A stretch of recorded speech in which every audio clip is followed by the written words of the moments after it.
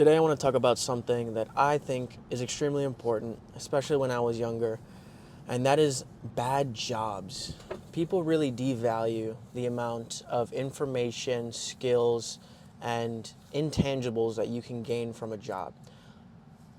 I know recently online you see a lot of people just printing out millions of dollars every month doing some little thing or just drop shipping, real estate, all this stuff. And most of it is garbage and a lie, but some of it's true. But they don't like to show really, well, they love to show what it took to get there, but they don't really understand how they even got to where they are. So I want to talk to you about 3 of the jobs that I've had, and then what are the skills I've been able to learn and pick up from those jobs, and how they've impacted me, influenced my decision making, and ultimately made me a better entrepreneur and business person. So that's today's subject. To look at the actual, there it goes. To look at the actual jobs I've had, number 1, bartender. I would say this is the most important one I've had, and honestly, one of the most fun ones. So, while I was a bartender, first I was a food runner at a restaurant, then I became a server, and then I started to learn how much bartenders made, so that was my goal. Then I became a bartender. With bartending, the most influential skills I learned there was really how to communicate effectively and manage my emotions, especially while under pressure.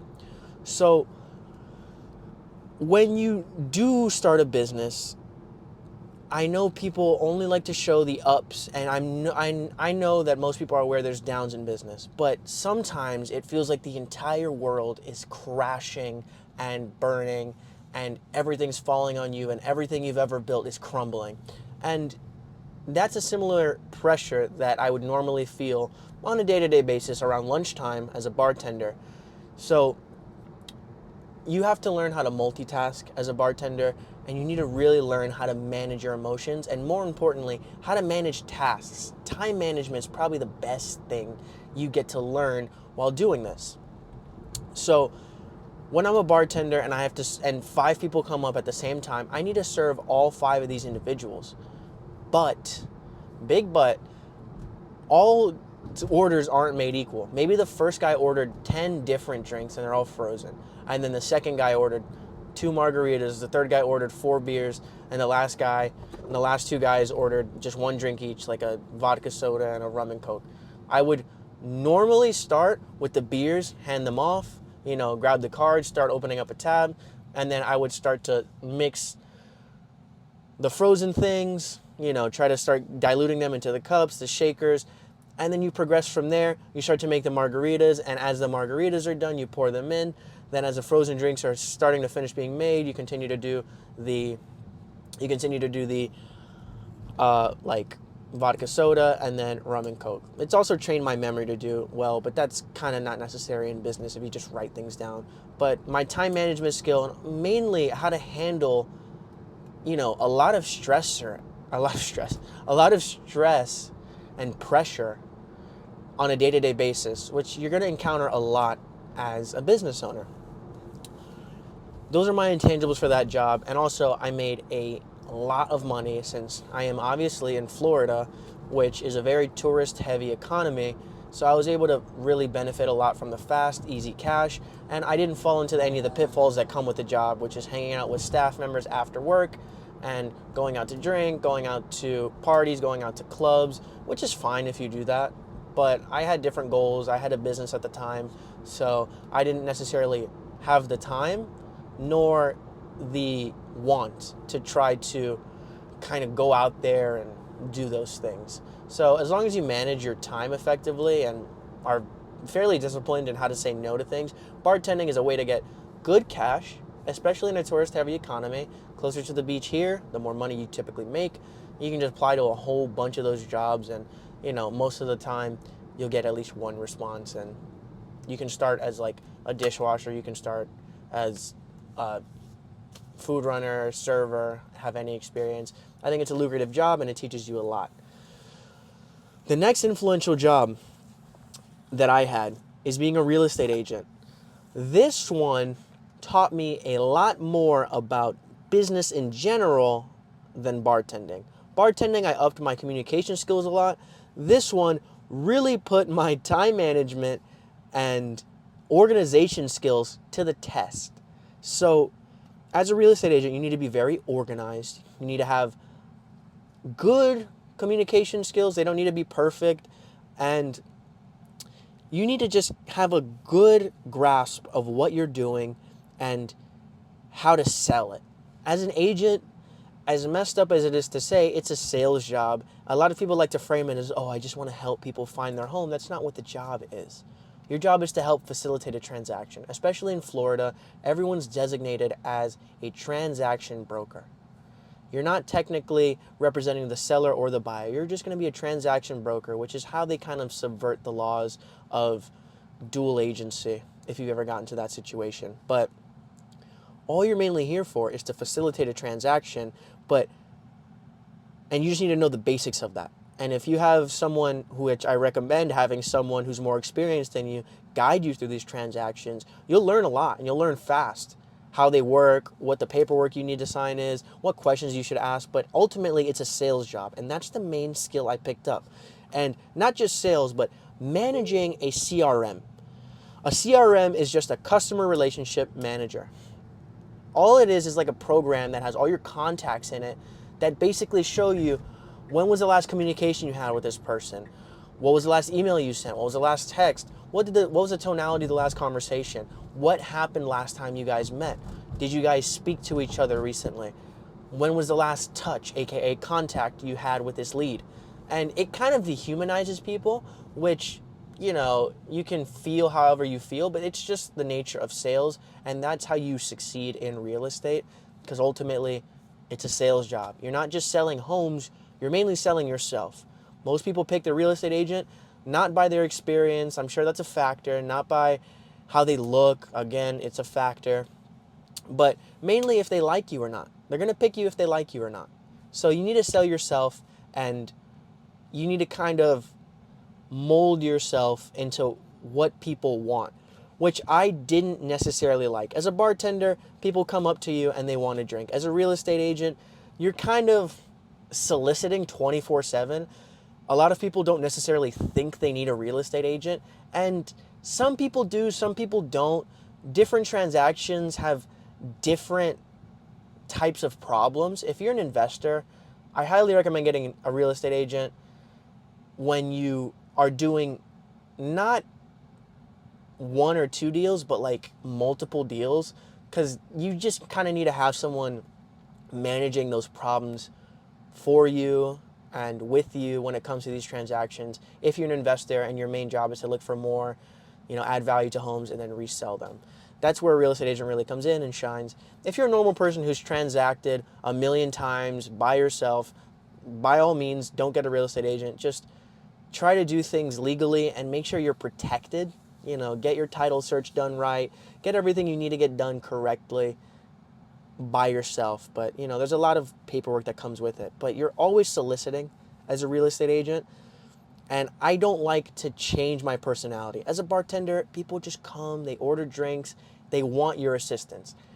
And my advice for someone to succeed as a bartender, just learn how to listen real well.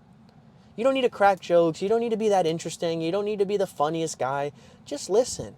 People are open and they will talk to you. Just listen and don't get mad. Listen to what they have to say. Be genuinely curious and entertained by people.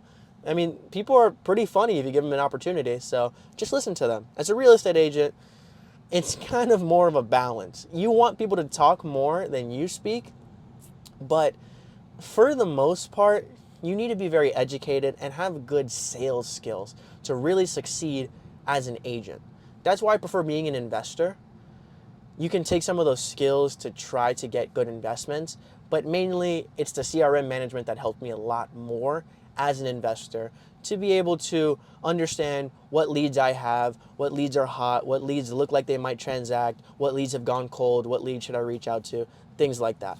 It's really good, and every business, most businesses include some type of sales structure, and learning how to use a CRM before just going to buy one and then taking like a year to learn it Try to get a sales job. You can sell bug spray, you could sell appliances like this guy, you can sell, construction materials. They all have some sort of CRM. Learn how to use one, and it'll really help you out later when you start your business, so you can keep track of leads and understand how to stay organized and how to transact more. The last one that's fairly surprising is I was a CO2 delivery man.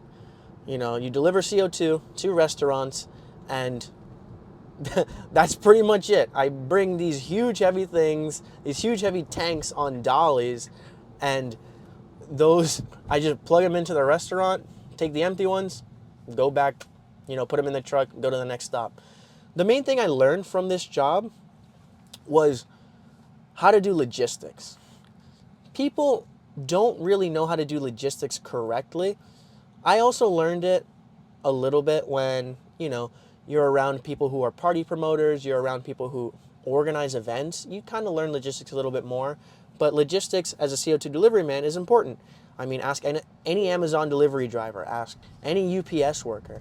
Logistics are really what's going to get you through the day as efficiently as possible, and that's important. It's not everything, though. The main thing I learned from this job, and it's kind of cheating and it's kind of a loophole, but I did own a business at the time, and I was managing staff. So while I was in between stops, you have to get kind of creative and start being able to know how long a stop should take and how long your day should take if they give you an X amount of stops and X amount of locations. So as I'm driving, if I have a lot of local stops, I'll try to spend like maybe 4 or 5 minutes on my phone and be able to check emails, be able to respond to staff inquiries, be able to help anyone with any sales they might need, any kind of troubleshooting they might need.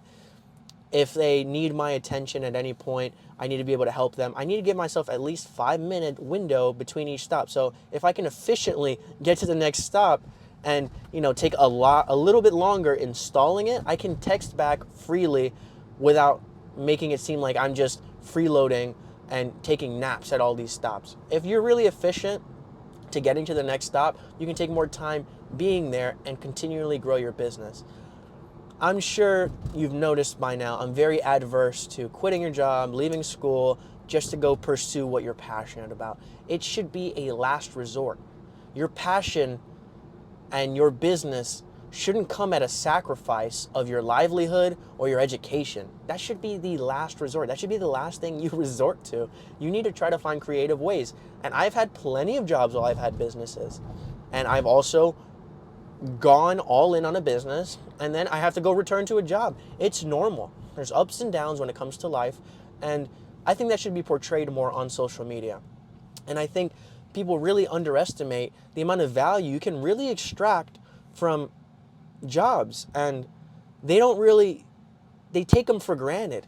There are things you learned to do at your last job that carry over to this one, and if you had had this one first, you wouldn't have nearly the amount of sales or experience or ease that you would have unless you learned that skill before.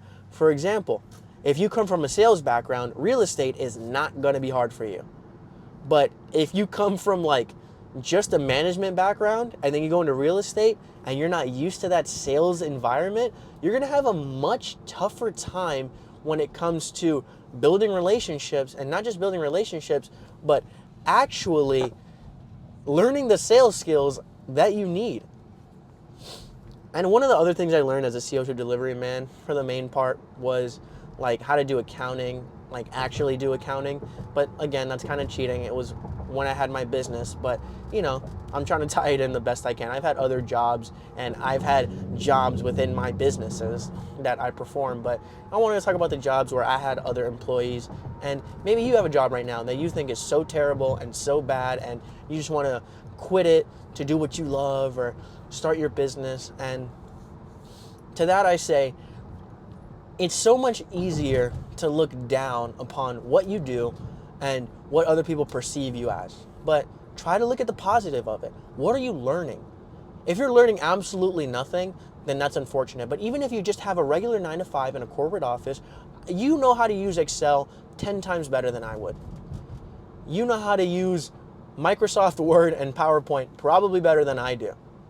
So those are skills that you can take into a business. You know, when you're doing investor proposals, whenever you're doing accounting, analytics, you're doing feasibility studies. These are skills you can take and use for your future gain and your future business that you'll benefit from directly over time.